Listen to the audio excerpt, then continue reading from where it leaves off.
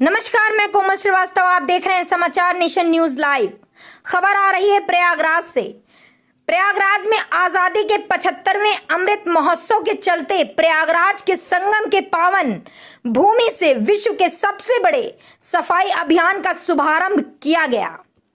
इस शुभारंभ का दायित्व भारत सरकार के केंद्रीय मंत्री अनुराग ठाकुर ने संगम तट पर गंगा आरती के बाद शुरू किया। अनुराग ठाकुर द्वारा इस अभियान का शुभारंभ करने के साथ ही अगले एक महीने में प्रयागराज से लेकर पूरे देश के लगभग 60,000 गांव से 75,000 किलो प्लास्टिक कचरा, जिसमें गुटखे, कॉफी के रैपर, चिप्स, बिस्कुट के पैकेट और अन्य प्लास्टिक कचरा इकट्ठा किया गया। 2019 में कुंभ मेला प्रयागराज में प्रधानमंत्री नरेंद्र मोदी ने एक बड़े सफाई अभियान का कीर्तिमान बनाने का संकल्प लिया था, जिसकी शुरुआत 1000 से ज्यादा सफाई कर्मियों द्वारा पूरे संगम क्षेत्र में सफाई कार्य करके किया गया था। उसके बाद कोरोना की वजह से यह अभियान रुक गया था।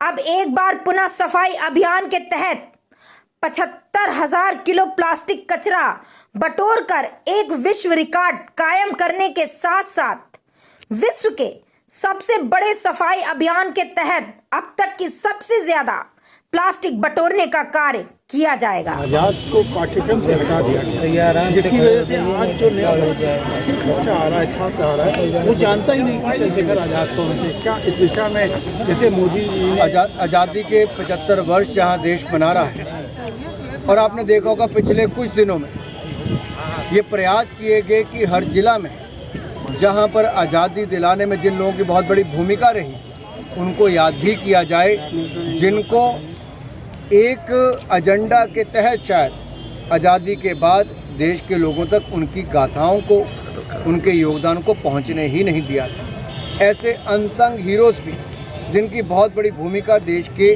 आज़ादी के उस पूरे संग्राम में रही, उनको भी लोगों तक नहीं, केवल एक परिवार तक उसको सीमित करने का प्रयास किया गया। लेकिन आज जब हम आज़ादी के 75 वर्ष अमृत महोत्सव मना रहे हैं, तो हर जिला से वहाँ के युवा, स्थानीय स्वतंत्रता सेनानियों को, ऐसे लोगों को जिनका बहुत बड़ा योगदान स्वतंत्रता संग्राम में रहा, उनकी बातों को लेकर भी जन जन तक पहुँचा रहे हैं। पाठ्यक्रम में शामिल होगी। और इसलिए मैं कहना चाहता हूँ, केवल शौर्य गाथा पाठ्यक्रम तक ही सीमित ना हो, जन जन के दिलों तक, दिलो दिमाग तक बिठाने का काम आज की युवा पीढ़ी का और सरकारों का भी है, और उसको हम अच्छी तरह से निभाएंगे। ठीक है, थैंक यू।